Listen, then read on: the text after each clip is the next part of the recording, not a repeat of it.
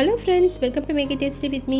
இன்றைக்கி நம்ம தேங்காய், வெங்காயம், தக்காளி எதுவும் சேர்க்காம குயிக்காக செய்யக்கூடிய நல்ல டேஸ்டி அண்ட் ஸ்பைசியான பூண்டு சட்னி எப்படி செய்யுதுன்னு பார்க்க போகிறோம். ஃப்ரெண்ட்ஸ், என்னோட வீடியோவை நீங்கள் ஃபஸ்ட் டைம் பார்க்குறீங்கன்னா ப்ளீஸ் சப்ஸ்கிரைப் பண்ணி சப்போர்ட் பண்ணுங்கள். மறக்காமல் பெல் பட்டனை ப்ரெஸ் பண்ணிடுங்க.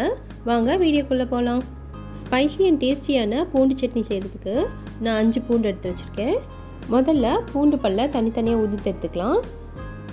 ஒரு கத்தியை வச்சு லேசாக ப்ரெஸ் பண்ணோன்னா அது ஈஸியாக உடஞ்சிடும். பாருங்கள், பூண்டோட பல்லெல்லாம் எவ்வளோ ஈஸியாக தனித்தனியாக செப்பரேட் ஆகிடுச்சுன்ட்டு. தேவையில்லாத தோலெல்லாம் எடுத்துகிட்டு பூண்டு பல்லை மட்டும் நம்ம செப்பரேட் பண்ணி எடுத்துக்கலாம். செப்பரேட் பண்ண பூண்டு பல்லை கடாயில் சேர்த்து மிதமான தீயில் கொஞ்ச நேரம் லேசாக வதக்கிக்கலாம். பூண்டு தோலில் லேசாக சூடு ஏறினதும் நம்ம ஸ்டவ் ஆஃப் பண்ணிடணும்.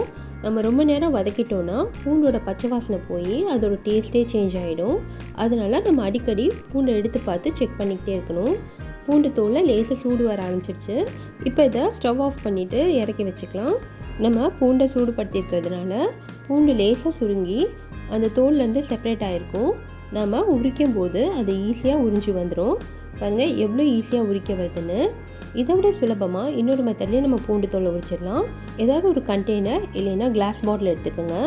அதில் பூண்டை சேர்த்துட்டு நல்லா வேகமாக 1 நிமிஷம் குலுக்கி எடுத்துக்கலாம். இந்த மாதிரி நம்ம குலுக்கும்போது பூண்டு தோல் தனியாக செப்பரேட் ஆகி வந்துடும். பாருங்கள், திறந்து காமிக்கிறேன். பூண்டு தனியாக தோல் தனியாக எவ்வளோ ஈஸியாக செப்பரேட் ஆகிடுச்சு பாருங்கள். இப்போது நம்ம அதில் இருக்க பூண்டை மட்டும் தனியாக வெளியே எடுத்து வச்சிடலாம். இது ரொம்ப சுலபமான செகண்ட் மெத்தட். இதே மாதிரி இன்னொரு சுலபமான மெத்தடும் இருக்குது. பூண்டை கையில் எடுத்து லைட்டாக ட்விஸ்ட் பண்ணோன்னா ஈஸியாக நமக்கு தோல் கலந்துட்டு வந்துடும். பாருங்கள் எவ்வளோ சுலபமாக தோல் செப்பரேட் ஆகி வருதுன்னு. பூண்டு சட்னிக்கு நம்ம எப்போவுமே நிறைய பூண்டு உரிக்க வேண்டியதாக இருக்கும். அதுக்கு தான் நமக்கு டைம் அதிகமாக கன்சியூம் ஆகும். இந்த மெத்தட்ஸ் யூஸ் பண்ணி நம்ம எவ்வளோ பூண்டை வேணால் ஈஸியாக தோல் உரிச்சு எடுத்துடலாம். பூண்டெல்லாம் தோல் உரிச்சு எடுத்தாச்சு. இப்போ குயிக்காக சட்னி செய்ய ஆரம்பிச்சிடலாம். கடாயில் 1 டேபிள் ஸ்பூன் நல்லெண்ணெய் சேர்த்துக்கலாம். இந்த சட்னிக்கு நல்லெண்ணெய் சேர்த்து செஞ்சு பாருங்கள், டேஸ்ட் ரொம்ப நல்லாயிருக்கும். எண்ணெய் காஞ்சிருச்சு. இதில் நான் க்ளீன் பண்ணி வச்சுருக்கிற 1/2 கப்பு பூண்டை சேர்த்துக்கிறேன். பூண்டோட பச்சை வாசனை போய் பூண்டு லேசாக பொன்னீர் ஆகிற வரைக்கும் வதக்கி எடுத்துக்கலாம். இதை நம்ம ரொம்ப நேரம் வதக்கிட்டோன்னா கருகிற மாதிரி டேஸ்ட்டு வர ஆரம்பிச்சிடும். லைட்டாக பொன்னீராக ஆனதும் நம்ம வெளியே எடுத்துடணும். இப்போது பூண்டு நல்லா வதங்கிடுச்சு. இதை நம்ம வெளியே எடுத்துடலாம்.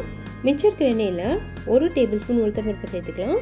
உளுத்தம்பருப்பு சேர்த்து நல்லா பொன்னீர் ஆகிற வரைக்கும் வதக்கிக்கணும். உளுத்தம்பருப்பு லேசாக நிறம் மாற ஆரம்பித்ததும் நம்ம டேஸ்ட்டுக்கு தகுந்த மாதிரி காஞ்ச மிளகாய் ஆட் பண்ணிக்கலாம். நான் இன்றைக்கி 4 மிளகாய் தான் ஆட் பண்ணுறேன்.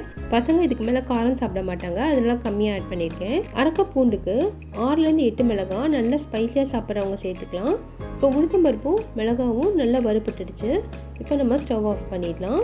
இப்போ இதில் நம்ம கடைசியாக 2 இன்ச் அளவு புளியை சேர்த்துக்கலாம். பூண்டு காஞ்ச மிளகாவோட காரத்தன்மையை பேலன்ஸ் பண்ணுறதுக்காக நம்ம புளி சேர்த்துக்கிறோம். புளியை சேர்த்து அந்த சூட்லேயே 1 நிமிஷம் நல்லா வதக்கி விட்டுடலாம். இப்போ இது எல்லாத்தையும் ஒரு மிக்ஸி ஜாருக்கு மாற்றிக்கிறேன். நம்ம வறுத்த பொருளெல்லாம் மிக்ஸி ஜாரில் சேர்த்துட்டேன். இப்போ இது நல்லா ஆறிடுச்சு. இதில் 1/2 டீஸ்பூன் உப்பு சேர்த்து கொஞ்சம் கொஞ்சமாக தண்ணி சேர்த்து நல்லா நைஸாக அரைச்சி எடுத்துக்கலாம். பாருங்கள், நல்லா நைஸாக அரைச்சி எடுத்துகிட்டு வந்துட்டேன். இந்த சட்னி ரொம்ப தண்ணியாகவும் இருக்கக்கூடாது, ரொம்ப கெட்டியாகவும் இருக்கக்கூடாது. இந்த அளவுக்கு கெட்டியாக கலந்து எடுத்து வச்சுக்கோங்க. இப்போ சட்னிக்கு தாளிப்பை சேர்த்துடலாம். ஒரு கடாயில் 1 டீஸ்பூன் எண்ணெய் சேர்த்துக்கலாம். அதில் 1/2 டீஸ்பூன் கடுகு சேர்த்துக்கிறேன்.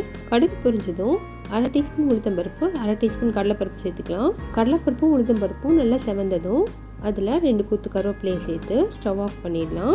இப்போ தாளிப்பை சட்னியில் எடுத்து கொட்டிடலாம். அவ்வளோதான் ஃப்ரெண்ட்ஸ், நல்ல ஸ்பைசி அண்ட் டேஸ்டியான பூண்டு சட்னி ரெடி ஆயிடுச்சு.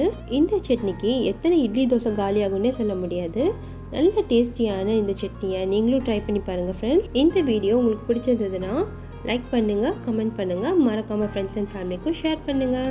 ப்ளீஸ் லைக் பண்ணுங்கள், ஷேர் பண்ணுங்கள், மறக்காமல் சப்ஸ்கிரைப் பண்ணி பெல் பட்டனை அடிச்சிடுங்க. தேங்க்ஸ் ஃபார் வாட்சிங்.